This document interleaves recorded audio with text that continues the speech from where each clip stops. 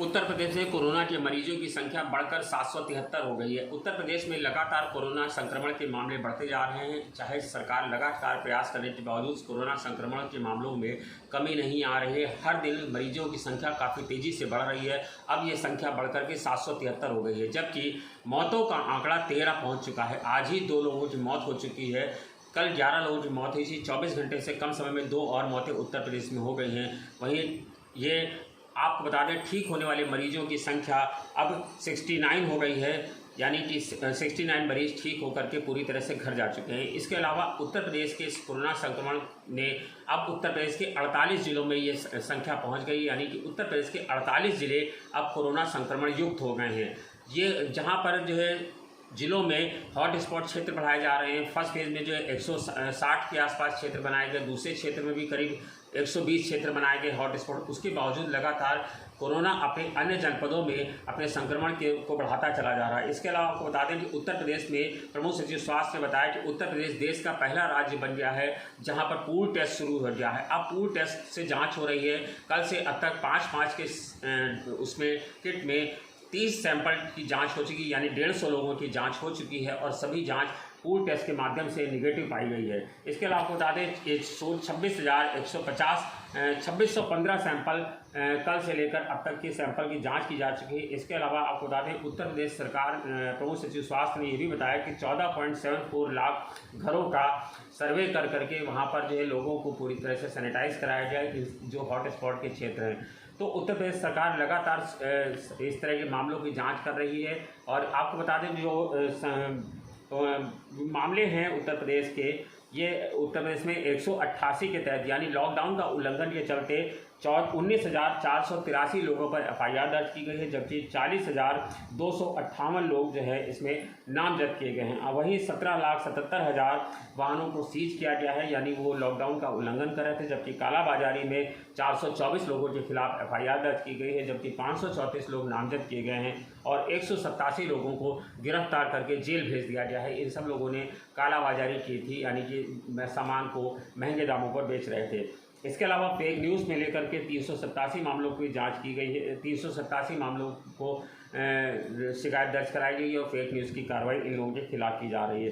45,668 वाहन हैं जिसके माध्यम से फल और सब्जी का वितरण कराया जा रहा है। 34,40,000 लीटर दूध का वितरण किया गया है। और इसके अलावा आपको बता दें, सबसे अहम यह है कि मुख्यमंत्री योगी आदित्यनाथ ने आज पहली बार लॉकडाउन शुरू होने के बाद पहली बार उन्होंने सवेरे अपने लोक भवन स्थित कार्यालय में टीम 11 के साथ बैठक किया। अभी तक मुख्यमंत्री अपने सभी कामकाज अपने 5 सरकारी कालिदास मार्ग से अपने कामों को कर रहे थे। आज मुख्यमंत्री लोक भवन पहुंचे और अपने टीम 11 के साथ उन्होंने सरकारी कार्यालय में बैठकर काम किया। मुख्यमंत्री ने तमाम सारे आदेश दिया। उन्होंने कहा कि जो मुरादाबाद में प्रकरण हुआ था, कल जो मेडिकल टीम पर हमला किया गया था, उन सभी 11 लोगों को गिरफ्तार कर लिया गया है। उन सभी लोगों को गिरफ्तार करके उनके खिलाफ NSA की कार्रवाई की गई है। यही नहीं, NSA की कार्रवाई के साथ उनके साथ डिजास्टर एक्ट और एपिडेमिक एक्ट दोनों कानूनों के तहत भी कार्रवाई की गई है और सभी लोगों को जेल भेज दिया गया है। उन्होंने सभी जिलों के DM और SSP को आदेश दिए हैं कि सारे लोग जो है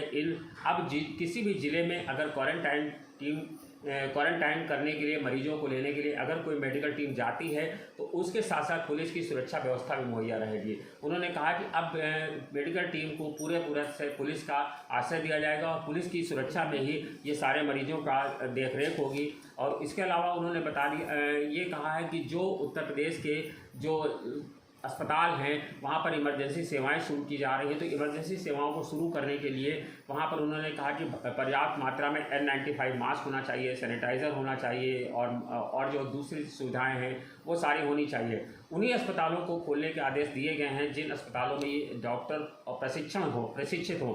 अगर प्रशिक्षित डॉक्टर नहीं है तो उन अस्पतालों को ना खोला जाए। उन्होंने इन अस्पतालों में के साथ साथ निजी अस्पतालों की भी मेडिकल इमरजेंसी सेवाओं को शुरू करने का आदेश दिया है। इसके अलावा आपको बता दें, उन्होंने जो है तमाम सारे अन्य आदेश दिए हैं। उन्होंने कहा जिन जिलों में लॉकडाउन का उल्लंघन होगा उसके DM और SSP के खिलाफ कार्रवाई होगी। अगर किसी क्षेत्र में ये पता चलता है कि कोरोना संक्रमण के मरीज हैं और उस क्षेत्र में कोरोना संक्रमण के मरीज छुपाए जा रहे हैं, यानी वो अपनी जानकारी नहीं दे रहे, तो उनके खिलाफ तो कार्रवाई होगी। लेकिन अगर जिस क्षेत्र में वो मिलते हैं उस क्षेत्र की चौकी और थाना प्रभारी के खिलाफ भी सख्त कार्रवाई की जाएगी अगर उसके क्षेत्र में कोई कोरोना पॉजिटिव मरीज मिलता है जो अपनी पहचान छुपा करके रह रहा है और जांच में सामने नहीं आ रहा है। प्रमुख सचिव स्वास्थ्य ने भी इस मामले में आज अपील की। उन्होंने कहा कि आप में से कोई भी अगर खुद भी अगर वो उसको सांस लेने में दिक्कत हो रही है या उसको सूखी खांसी आ रही है या आपके आसपास कोई है तो वो खुल करके सामने आए। इसमें से कोई डरने वाली बात नहीं है। ये एक वायरस इन्फेक्शन है, ये किसी को भी हो सकता है और ऐसा नहीं कि लोग ठीक नहीं हो रहे हैं। बहुत बड़ी संख्या में लोग ठीक होकर के घर आ रहे हैं। 0.5% लोग भी ऐसे नहीं हैं जो है उस कोरोना संक्रमण से संक्रमित हैं और वो डेथ हो जा रही है। तो ऐसे में घबराने की ज़रूरत नहीं है। आप खुद सामने आइए, अपनी जांच कराइए और इसका इलाज कराइए। इलाज है, अपनी इम्यूनिटी सिस्टम को बढ़ाइए, लेकिन उसके बावजूद लोग जो है सामने नहीं आ रहे। उन्होंने कहा जो लोग सामने नहीं आ रहे हैं वो लोग अपने लिए तो घातक हैं ही, अपने समाज, अपने परिवार, अपने इष्ट मित्र और अपने सभी समाज के लिए जिनसे वो मिल रहे हैं उन सब के लिए वो जानलेवा साबित होंगे। इसके लिए प्रमुख सचिव स्वास्थ्य ने अपील की कि सभी लोग ऐसे हैं जो सामने आ जाएं।